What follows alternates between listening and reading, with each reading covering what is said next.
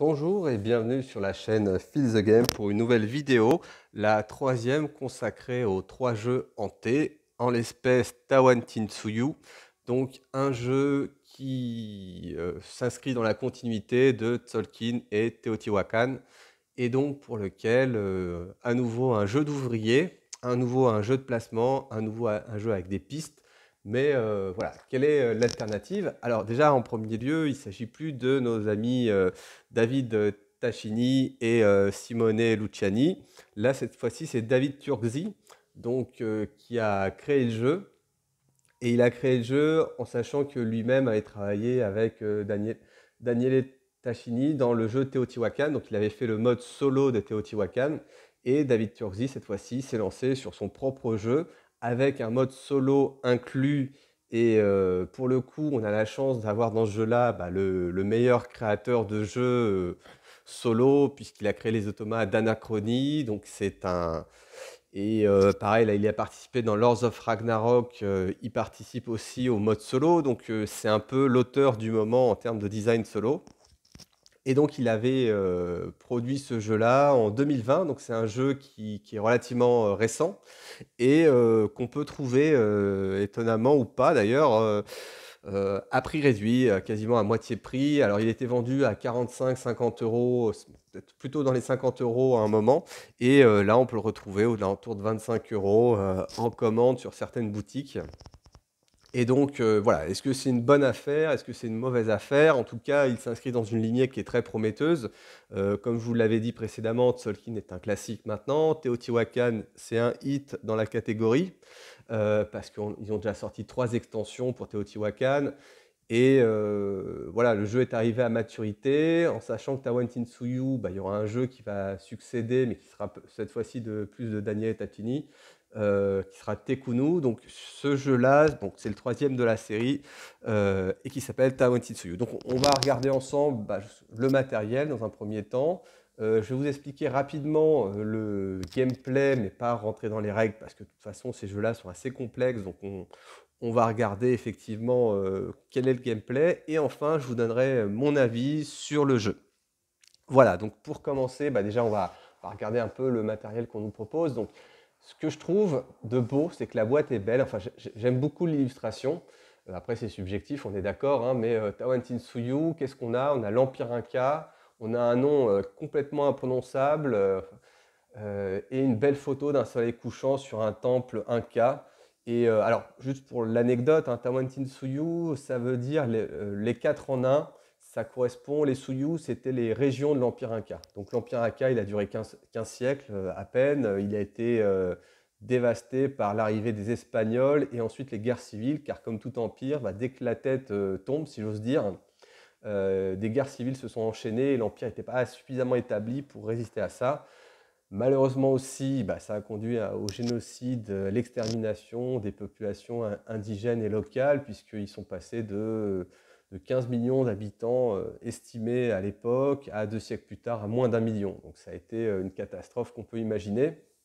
Mais voilà, juste pour parler de Tawantinsuyu, l'Empire Inca. Donc Tawantinsuyu se jouera donc en propre, ça veut dire donc les quatre en un, donc les quatre régions en un, et ça aura un impact sur le jeu parce que l'auteur a essayé quand même de reprendre un petit peu de ça, et je vous l'expliquerai un peu plus dans le gameplay. Sinon, qu'est-ce qu'on peut dire? C'est que c'est un jeu qui joue de 1 à 4, donc un mode solo inclus de David Turczi, donc ça effectivement, ça donne très envie, c'est alléchant, 60 à 2 heures, donc j'imagine il faut compter 30 minutes par joueur, mais c'est bien évidemment beaucoup plus. Un jeu 14+, évidemment, c'est un jeu expert. Et de toute façon, sur le gameplay, vous verrez un petit peu ce qu'on a. Donc la tradition, vous la connaissez. On regarde toujours le dos de la boîte. Pourquoi? Parce que le dos de la boîte, vous avez un peu le teaser de ce qu'on peut espérer dans ce jeu-là. Donc qu'est-ce qu'on peut espérer? Alors déjà, quand on voit le plateau, on voit que c'est pas très beau. On voit que c'est beaucoup de verre avec des petits meeples horribles. Et on se dit, voilà, oulala, dans quoi je m'embarque? Effectivement, on va le dire tout de suite, c'est très très moche en termes de visuel. Teotihuacan avait quand même son charme avec ses petites palettes de bois. Tzolk'in avait son petit charme aussi avec ses roues, même si la plupart des jeux de placement d'ouvriers ne sont pas des beaux jeux, hein. Les gens se concentrent vraiment sur la mécanique et pas sur le design.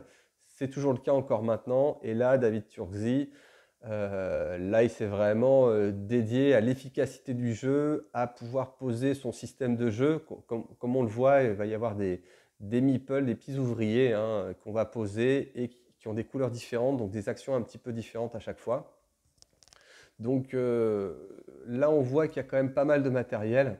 La boîte a un poids moyen, elle n'est pas non plus super chargée, mais il y a un beau plateau et on va avoir, comme dans tous les jeux comme ça, bah, des ressources, pierre, maïs, pommes de terre, or, pas mal de marqueurs et, chose marrante, du matériel supplémentaire pour le jeu solo. Donc effectivement, ce qui est alléchant dans ce jeu-là, c'est l'auteur, hein. L'auteur pour le jeu solo, ça donne forcément envie.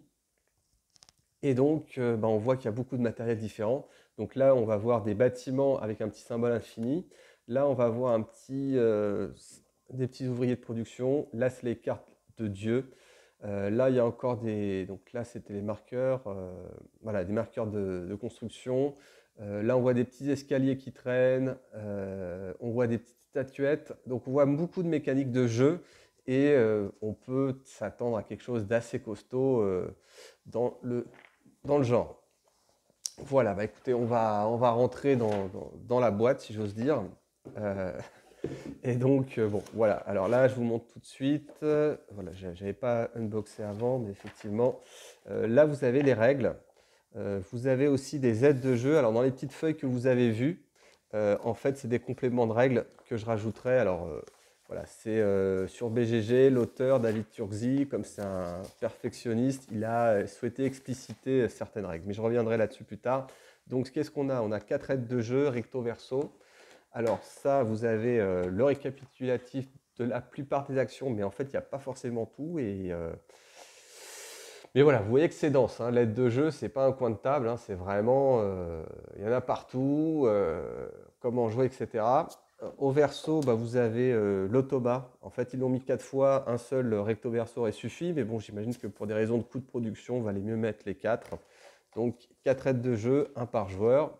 Le livret des règles, je reviendrai un peu plus là-dessus, mais voilà, hein, classiquement, vous avez la liste du matériel, un glossaire des termes donc techniques. Donc vous allez voir que finalement, ça va pas être, ça va avoir des, voilà, va falloir s'accrocher sur les règles. Une mise en place classique, plutôt bien faite, et comment fonctionne un tour de jeu. Et donc je reviendrai là-dessus sur le gameplay. Mais voilà, en termes de pages de règles, ça vous donnera une idée du contenu. On doit bien aller de la page 8 à 20, donc ça fait quand même 12 pages de règles, donc c'est plutôt sérieux, même si après on explicite les icônes, parce qu'il y a beaucoup d'icônes dans ce jeu-là, et il y a quand même heureusement des exemples, pas mal d'exemples, mais à la limite presque pas assez quand même, mais le jeu restant complexe. Et par contre, un truc intéressant, c'est règles solo, 4 pages, hein. Un peu comme on avait vu dans Teotihuacan, on a 4 pages de règles, ou même 6, attendez, je vous dis des bêtises. 1, 2, 3, 4, 5, 6. Ouais, ouais, 2, 4, 6 pages de règles hein, quand même. Donc c'est assez bien fait, assez sérieux, et c'est peut-être d'ailleurs une des grandes motivations de l'achat du jeu. Là, vous avez une petite tuile qui servira pour moduler un peu la jouabilité du jeu.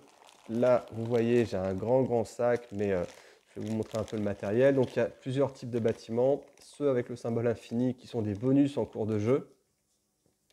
Voilà, donc c'est plutôt des belles tuiles bien épaisses, hein, donc on est plutôt content là-dessus. Et là, vous avez aussi des statuettes, des petites et des grandes. Donc les petites, pareil, en bon carton, plutôt moche, hein, j'ai envie de dire, mais en tout cas, c'est du beau carton, ça fait plaisir parce que c'est du bon matériel. Et là, vous voyez, les grandes, je ne les sors pas, sinon ça va sortir partout. Ici, j'ai fait un petit set pour le jeu solo, donc des couleurs, bah, vous avez des rouges, noirs et des couleurs pastel assez moches. Donc c'est vrai que tout est fait pour être moche dans ce jeu-là. Donc les ressources un peu classiques, les fameuses pierres qui n'ont pas changé dans tous les jeux, c'est tout le temps des petits cubes gris. Là, on s'améliore un petit peu dans le design avec des maïs qui ressemblent à des maïs.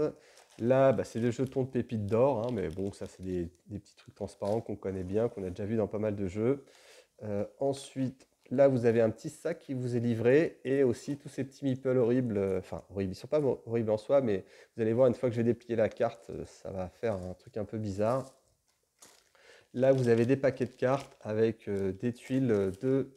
Alors là, je vous présente les tuiles de tapisserie, vous voyez. Là aussi, c'est moche, en sachant qu'il est censé y avoir 3 couleurs. Donc moi, j'ai du mal à les distinguer. Il est censé y avoir du vert, donc là, on reconnaît le vert.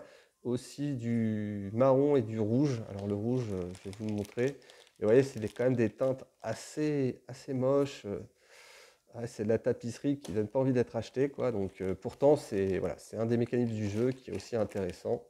Donc là, ça va être les petites patates, les pommes de terre, donc la ressource un peu maïs qu'on avait ou cacao qu'on avait dans les jeux précédents, donc la ressource de nourriture pour ces ouvriers.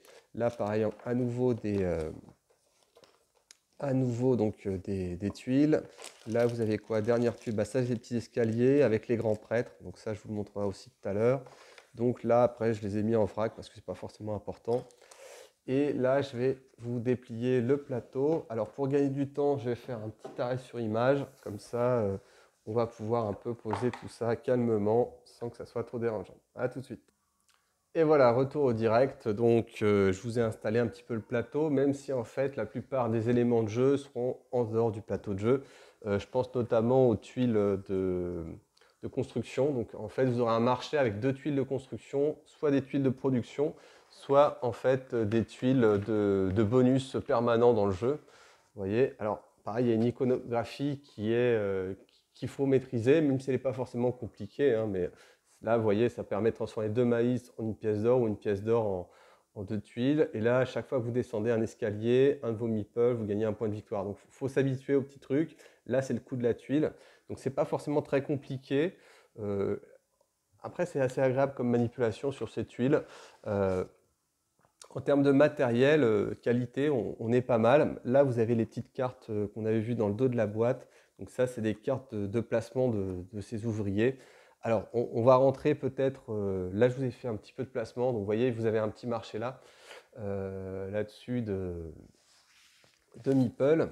Alors, juste avant de rentrer, on va rentrer dans le gameplay, dans la partie un peu jeu. Donc, je ne vais pas vous donner tous les détails parce que c'est submergent et c'est très compliqué. Il y en a pour 15 ou 20 minutes.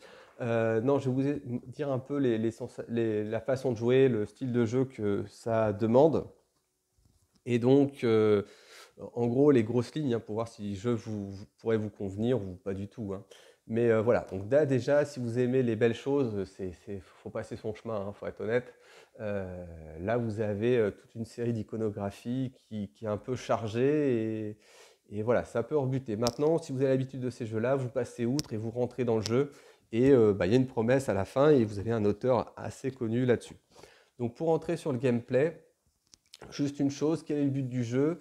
Alors on va dire ça un peu narrativement, mais on est censé être un grand prêtre Inca et on cherche à gagner le titre de Sapa Inca. Et pour cela, il va falloir faire des différentes missions. Il va falloir construire des escaliers, il va falloir construire des bâtiments, il va falloir mener des conquêtes, il va falloir aussi gravir les échelons d'un temple. Alors ça, on a l'habitude sur les jeux du système. Et voilà, donc là, vous avez effectivement des petites grilles de conquête. Et il va falloir aussi recruter des ouvriers. Et selon les types d'ouvriers que vous allez avoir, vous allez pouvoir faire plus ou moins certaines actions. Donc récolter des ressources, construire des bâtiments, monter sur des colonnes sur un temple. Il n'y en aura qu'un seul ce coup-ci dans le jeu pour gagner des points de victoire et des récompenses. Et aussi faire des conquêtes pour gagner des récompenses diverses, en sachant que pour le coup, on revient un petit peu sur la thématique du jeu. C'est-à-dire qu'il va y avoir dans les 4 angles du jeu. Donc là, on en voit un petit bout ici aussi. Et là, vous en voyez un tout au fond. Ici, il y a une autre colonne. Donc à chaque fois, c'est 5 régions. Et ces 4 coins du plateau sont censés représenter des Suyu, donc les 4 régions de l'Empire Inca qui ont réellement existé. Et donc, faire un maximum de points de victoire pour cumuler, c'est ça. Alors, comment on va gagner des points de victoire? Donc, c'est sur les pistes, les conquêtes et donc les bâtiments. Mais principalement, effectivement, des conquêtes et parfois aussi avec les tapisseries. Donc, si vous arrivez à faire des tapisseries de couleurs différentes qui se suivent, eh bien, si vous faites la plus longue, c'est un peu comme avec les masques qu'on avait dans Teotihuacan. Alors, vous voyez, là, si vous avez 2 fois la même, vous êtes obligé de faire une autre tapisserie.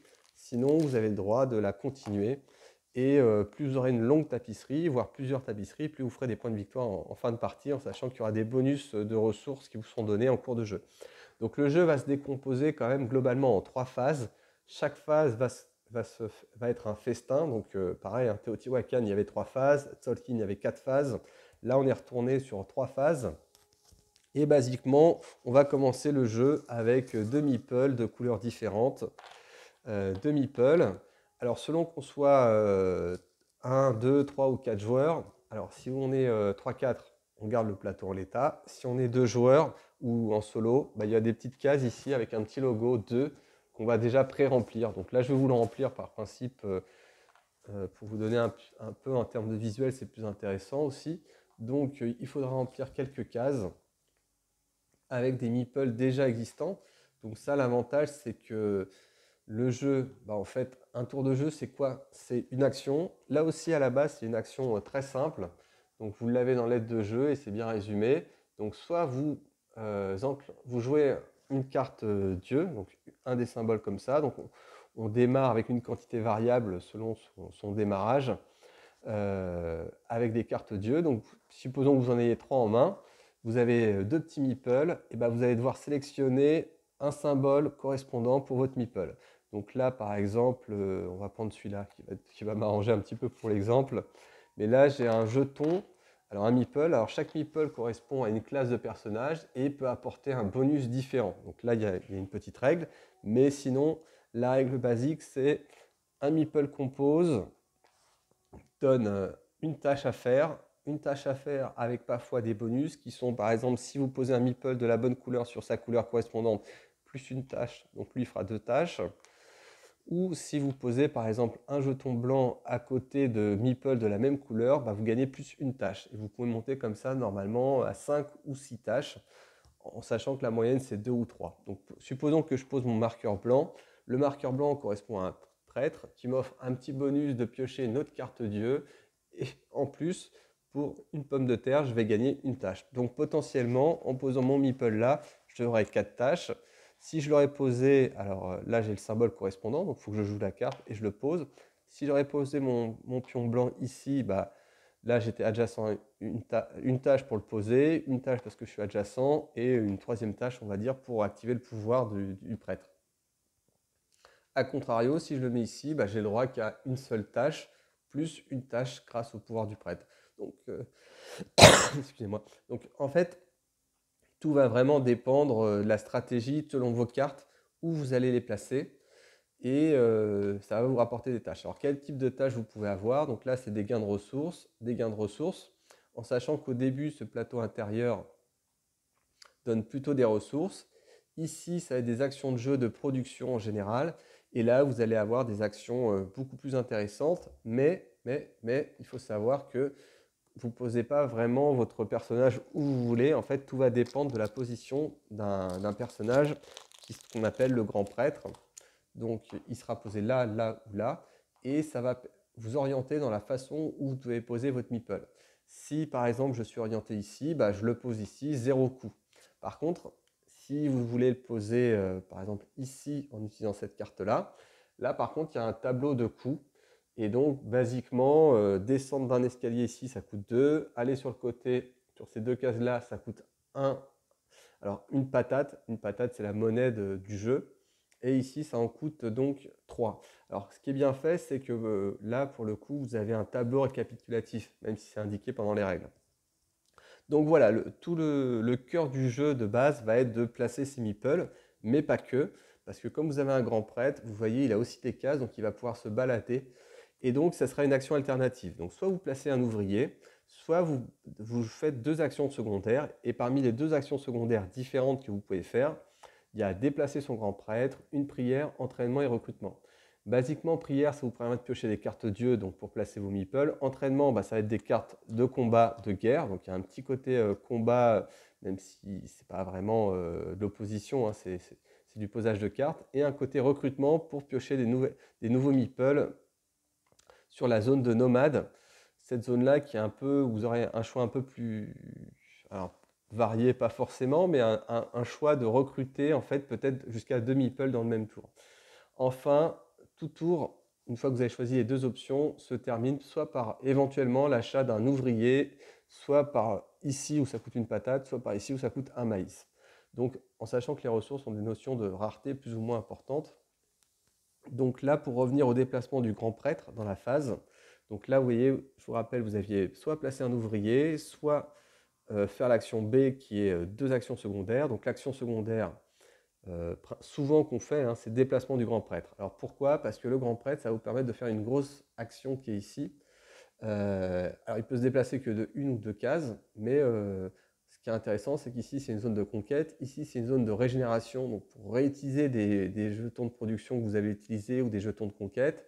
Ici c'est pour monter sur le tableau de temple, ici c'est pour faire de la prod, et ici c'est pour construire, détruire des statues pour monter justement sur la piste de temple. Alors je vais vous montrer la piste de temple qui est tout à droite. Voilà, tout à droite, à droite, à droite. Vous voyez, vous avez cette piste de temple. Et je vais essayer de pousser un petit peu en même temps. Donc voilà, une piste de temple qui est très importante en fait.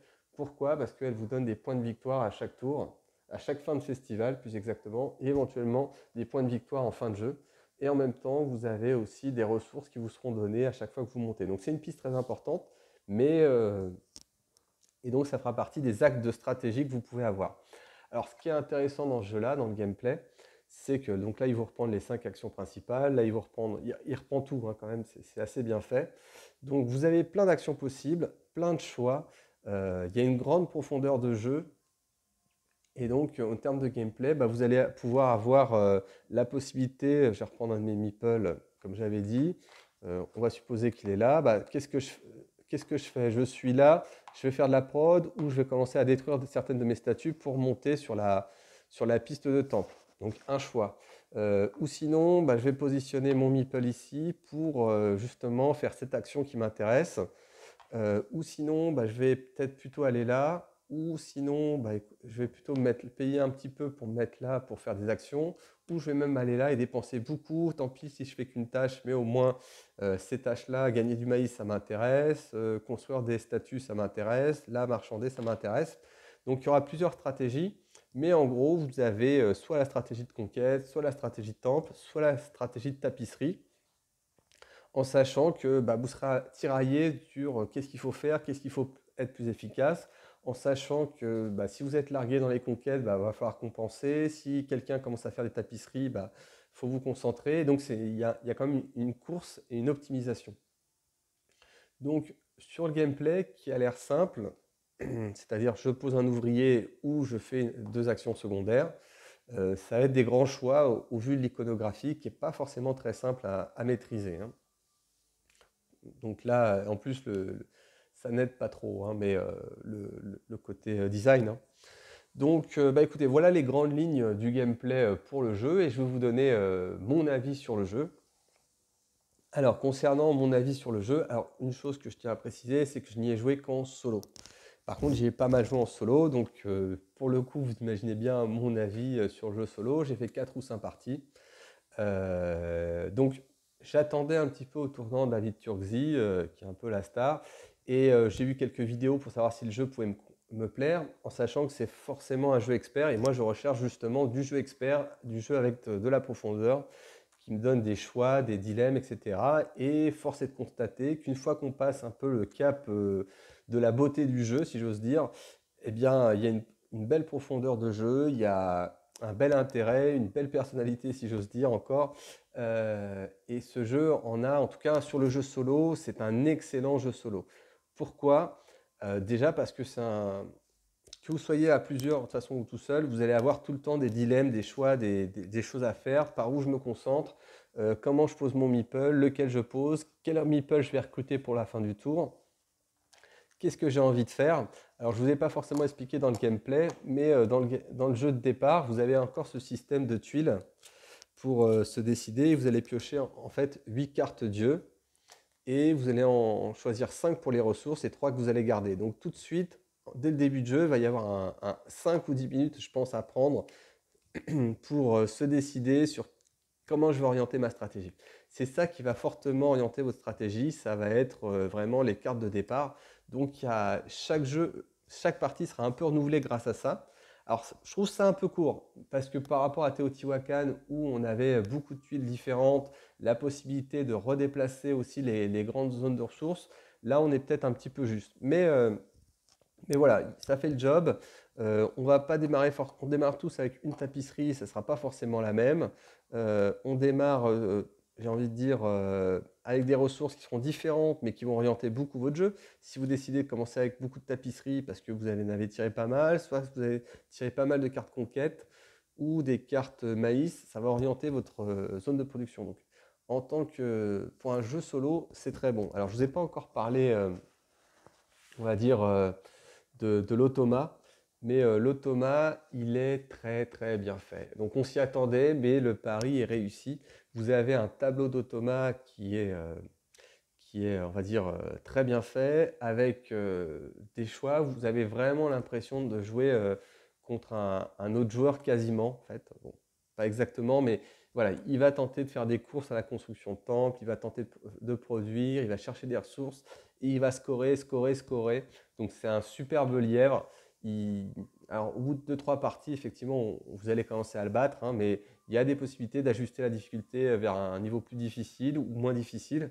Moi, j'ai commencé en niveau, disons, moyen plus parce que je suis habitué. Et bon, au bout de quelques parties, on arrive à le battre. Mais ça reste que, même si on le bat, bah, il met quand même un petit peu de challenge, il met quand même un peu de piquant. Je n'ai pas encore essayé le mode difficile qui m'a l'air vraiment difficile pour le coup. Mais voilà, en termes d'automa, on est vraiment très très très bien. Une réserve que j'ai à faire, c'est sur la complexité de l'automa qui vient un petit peu aussi des règles, la façon dont elles ont été écrites. Alors elles sont relativement didactiques, donc on suit le truc. Simplement ce jeu-là, il y a tellement de micro-règles, et là c'est un des reproches qu'on peut faire à ce jeu-là, outre le design, c'est une grosse quantité de micro-règles. Et donc plein de petites exceptions, et surtout avec l'automa, des fois on se dit, est-ce que là il score des points de victoire en faisant ça? Oui, non, peut-être, comment il réagit? Euh, il y a aussi des règles, une complexité au niveau de la conquête. Alors moi j'ai trouvé la conquête super intéressante. Pourquoi? Parce qu'en fait on va piocher des cartes de militaires. Des fois on en pioche deux, des fois on en pioche un. Et quand on en pioche deux, on choisit celle qu'on prend. Alors il y a des cartes à 1 et à 2. Et en fonction de ça, bah, on va aller sur des pistes différentes. Un des Souyou, en fait, une des régions qui apporte des points de victoire, une autre c'est du maïs, une autre c'est de la tapisserie, une autre c'est des ressources. Donc on aura le choix où aller faire des conquêtes pour avoir peut-être des ressources différentes. En plus, les conquêtes accélèrent la fin de jeu. Donc il y a des belles stratégies basées sur les conquêtes. Donc il y a vraiment des axes stratégiques très intéressantes sur lesquels on peut s'orienter. Mais il y a une complexité à comprendre entre les cartes qu'on prend dans la main, les cartes qu'on retourne, les cartes qu'on pose en phase de jeu. Donc ça, il faut bien lire les règles, hein. Sinon, pour le coup, ça va être difficile. Un autre bémol qu'on peut mettre à ce jeu-là, que j'ai beaucoup aimé, hein, je le redis à nouveau, hein, mais il y a un côté hasard pour le coup. Le hasard, c'est les cartes que vous allez piocher pour les dieux pour savoir comment placer vos meeples, même si par moment on peut en récupérer un grâce à un marché commun. Mais sur l'automa, ça se fait plus sentir parce que l'automa a tendance à nettoyer une espèce d'offre centrale sur les cartes dieux. Donc pour le coup, en solo, il y a un peu plus d'aléatoire là-dessus, mais à plusieurs, normalement un peu moins. Va y avoir là aussi le hasard des cartes militaires que vous allez piocher, parce que certaines cartes valent 2, certaines cartes valent 1. Donc évidemment, quand elles valent 2, elles sont beaucoup plus intéressantes. Pareil, il y a des cartes dieux qui vont être un petit peu plus intéressantes que d'autres. Et enfin, vous allez avoir peut-être des stratégies à mettre en place, notamment avec les tuiles, qui vont être plus ou moins intéressantes en fonction de l'apparition des tuiles. Donc quand vous allez choper, si vous faites une stratégie de tapisserie, bah, faut quand même que les tuiles apparaissent au bon moment, même si on a du hasard qui est toujours bien contrôlé, avec, pour le pondérer justement, ils font à chaque fois, il y a comment dire, vous en tirez plusieurs et vous choisissez parmi ces trois-là, mais voilà, ça reste que quand on n'a pas de chance, on n'a pas de chance, et donc on peut avoir des stratégies un petit peu bloquées par faute de chance, en sachant que la stratégie tapisserie, c'est une stratégie en même temps qui peut apporter des ressources, donc voilà, si ça se goupille mal, ça peut être compliqué dans le jeu, donc ça peut jouer là-dessus. Voilà, en tout cas sur le jeu solo, voilà. Pour ceux qui regardent la vidéo, si vous cherchez un jeu solo, c'est sûrement l'un des meilleurs auxquels j'ai joué. J'avais joué à Projet Gaia qui était très très bon en solo, Mage Knight mais qui est dans un autre registre et que je ne placerai pas là-dessus. Donc Là, c'est plutôt, je comparais plus à Mage Knight. Alors, dans Mage Knight, il y a des cartes automates qu'on tire, mais là, pour le coup, vous avez un système un peu différent qui est peut-être proche de celui d'Anachronie, du Chronobot, que je ne connais pas, mais je pense que ça a à voir, vu qu'on a un tableau, et en fonction du dé qu'on va lancer, bah, il va faire telles actions, telles actions, telles actions. Donc, il y a toujours une incertitude sur ces actions. Ces actions vont avoir plus ou moins d'influence dans le jeu, en sachant que souvent l'automa va avoir tendance à pousser vers les conquêtes. Et donc ça va être aussi très entraînant parce qu'on ne va pas vouloir le laisser s'échapper au niveau des conquêtes. Et donc vous avez un automa qui est vraiment très intéressant, très bien. Alors sur la partie multijoueur, donc là je vais être un peu plus spéculatif. Qu'est-ce que ça m'inspire? Alors ça m'inspire qu'on ne peut pas y jouer avec n'importe qui, dans le sens qu'il faut vraiment des joueurs qui sont très intéressés par les jeux euro, les jeux de placement d'ouvriers, qui sont prêts à passer 20-25 minutes à écouter les règles, à essayer de les comprendre, et qui vont quand même bien suer pendant l'explication de règles et pendant le début de la partie, parce qu'ils vont être complètement paumés sur comment je place mon meeple, où c'est intéressant, etc. Et donc il peut y avoir vraiment de la paralysie là-dessus, surtout s'il y a, avec certains types de joueurs. Alors, soit il la joue au feeling pour la première partie, et c'est peut-être ce qu'il faut faire, mais s'il commence vraiment à vouloir essayer d'optimiser tout, ça peut être très long. Ils vont peut-être regretter certains mouvements, ils vont peut-être pas comprendre les mécaniques. Moi, il m'a fallu 2-3 parties avant de bien maîtriser les règles, qui sont pas évidentes, hein. Il y a vraiment une difficulté, surtout avec l'automa, mais comprendre les règles de conquête, ça a été quand même un petit peu laborieux. Il faut bien lire les règles et aussi commencer à découvrir les stratégies de combo, parce qu'il y a effectivement des stratégies de combo avec les conquêtes, avec les tapisseries. Vous pouvez faire des combos intéressants, ou même avec les meeples, à quel rythme je les récupère ou je les récupère pas. Donc tout ça, ça demande un petit peu. Donc si vous êtes prêt à faire de l'effort, c'est un jeu très très sympa. En multijoueur, est-ce que je le recommanderais? Bah, peut-être Teotihuacan, peut-être Solkin, faut voir. En tout cas, je ferai une autre vidéo justement pour vous donner mon avis comparatif. Mais pour ce qui concerne Tawantitsuyu, je ne l'ai pas essayé à plusieurs, mais j'aimerais bien l'essayer à plusieurs. Mais le problème, c'est que à l'expliquer, j'ai peur que ça prenne beaucoup de temps, j'ai peur qu'il se décourage, et j'ai peur qu'il y a beaucoup de jeux qui sont beaucoup plus fluides, beaucoup plus streamlinés, beaucoup plus linéaires, et qui permettent de jouer beaucoup plus rapidement que ce jeu-là. Après, voilà, je trouve que c'est une expérience de jeu que j'ai eue qui était un peu différente d'autres jeux, y compris Teotihuacan, Solkin, mais bien d'autres jeux avec ce système d'icônes, ce système de placement et de conquête. Donc on est sur des sensations pour moi qui étaient un peu nouvelles. Et donc ça, c'était sympa. Maintenant, dans sa catégorie, moi j'y rejouerai très certainement en solo. À plusieurs, si j'ai des joueurs experts qui ont envie de l'essayer, pourquoi pas. Mais vu que ça va exiger 2-3 parties avant de pouvoir bien maîtriser la bête, on va pas avoir des bonnes sensations a priori tout de suite dès le début, parce qu'on va galérer, quoi. On va se dire je le pose là, mais finalement c'était peut-être pas la bonne action. Ah oui, mais l'autre qui sait jouer, il est plus rapide, il sait un peu mieux. Donc il peut être assez frustrant. Euh, Après, il n'est jamais punitif dans le sens où, enfin, ces jeux comme ça, ils sont punitifs dans le sens où si vous savez jouer, vous allez bien optimiser vos actions, mais il y aura toujours une action à faire. C'est très rare que vous vous bloquez vous-même. À partir du moment où vous êtes vigilant à garder toujours un petit meeple, vous allez rarement être bloqué. Il y aura toujours une petite action, même pas terrible à faire, pour recharger votre main, pour reprendre des meeples. Enfin, voilà, il y aura jamais de blocage. Vous pourrez toujours progresser. Donc ça, par contre, c'est à mettre à son crédit. Mais voilà, en tout cas, multijoueur, il y aura peut-être mieux. Maintenant, j'aime toujours l'ambiance précolombienne de l'Empire Inca. C'est un thème qui commence à être fait et refait par ses auteurs, mais à juste titre, je le trouve très intéressant, je le trouve exotique. Est-ce que thématiquement on s'y retrouve? Pas tellement, mais c'est souvent le cas dans ces catégories de jeux. Après, bon, même si les illustrations sont moches, on a des petites icônes Inca, on a des petits soldats, on a des petites régions. Je trouve que ça fait un petit peu le job en termes de thème. Et moi, ma petite question, ce serait plus sur la rejouabilité. Est-ce que quand on joue avec le même groupe de joueurs plusieurs fois, est-ce qu'on ne va pas revenir un petit peu dans le même jeu? Ils ont mis ce petit pentagone pour modifier un petit peu ce haut. Je n'ai pas l'impression que ça modifie énormément les choses, mais ils ont fait l'effort. Ce qui aurait été sympa, je pense, ça aurait été de faire un plateau double face. Alors là, vous avez l'effet deux joueurs, donc par définition, ça réduit un petit peu la zone de jeu avec des meeples, donc ça aide le jeu à deux, mais pourquoi pas faire comme dans les chroniques de Narak, il y avait un double plateau, et donc, ou même Australia, vous avez un double plateau, et je trouve que peut-être au prix peut-être de beaucoup de tests en plus de la part de l'auteur, hein, je pense bien que ça a un coût en temps spécialement, mais à la limite, c'est pas forcément quand on sort un jeu, je pense que les gens passent beaucoup de temps dessus. Voilà, faire un double plateau, ça aurait pu apporter beaucoup plus de richesse au jeu qu'il l'est déjà, mais ça aurait pu vraiment faire quelque chose en plus, je trouve. Ça n'aurait pas été inutile et on aurait peut-être eu un plateau plus expert que l'autre. Je ne sais pas, en tout cas, l'auteur aurait pu faire quelque chose.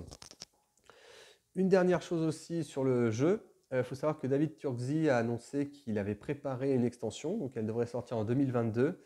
Sur ce qu'il comptait faire, c'est, je ne sais plus exactement, mais je vous mettrai le lien parce que effectivement je me suis peut-être avancé, mais ça va être du même type que les autres jeux de hanté. Ça va être des modules supplémentaires, quelques tuiles bâtiments en plus aussi. Je pense qu'il y a un rééquilibrage des jeux. Alors si vous avez vu un petit peu le début de la vidéo, et je vous en remercie d'être arrivé jusque-là, mais j'ai imprimé en fait des extensions, des règles supplémentaires qu'on retrouve sur BGG, qui sont officielles, qui sont rédigées par l'auteur et qui sont un petit peu des compléments de règles ou des explications un peu plus claires, en sachant que si vous achetez le jeu, méfiez-vous, parce que l'auteur a eu la bonne idée de rajouter une paire un jeu de couleurs en plus pour le jeu, en cas où on les perd. Donc c'est une très très bonne idée, simplement il faut s'en rappeler. Et aussi, vous avez des règles de l'automate qui sont un petit peu revues. Donc ça, c'est pour les joueurs à nouveau en solo. Vous avez les ordres de priorité pour la conquête qui ont été revus. Donc pour le rendre un petit peu plus peut-être efficace et logique ou rationnel, en tout cas plus compétitif. Il est plus compétitif comme ça. Et ça, c'est une bonne chose. Alors il y a une partie des règles qui ont été ajoutées qui figurent dans la version française. Il faut savoir que dans les règles, il y a quelques petits bugs, quelques petits errata, mais qui ne sont pas très graves. Mais des fois, il y a une ou deux questions que je me suis posées. Voilà, donc les règles sont d'une certaine complexité, mais si vous aimez la profondeur, et c'est pour ça que moi j'ai acheté le jeu, vous allez trouver un jeu profond que vous allez pouvoir rejouer, rejouer, rejouer, surtout en solo, et avec tout le temps une belle courbe d'apprentissage. Donc je m'en arrête là pour une vidéo qui a déjà été plus longue que prévu. En tout cas, si vous avez apprécié la vidéo, un petit pouce vers le haut. N'hésitez pas à me laisser des commentaires, je vous y répondrai. N'hésitez pas non plus à vous abonner si ce n'est pas déjà le cas. En tout cas, utilisez aussi les liens pour acheter des jeux, ça aidera la chaîne. Et je vous remercie d'avoir été jusqu'au bout de cette vidéo. Et je vous dis à très bientôt pour des nouvelles vidéos. Et je clôture pour l'instant cette série des jeux hantés. À bientôt!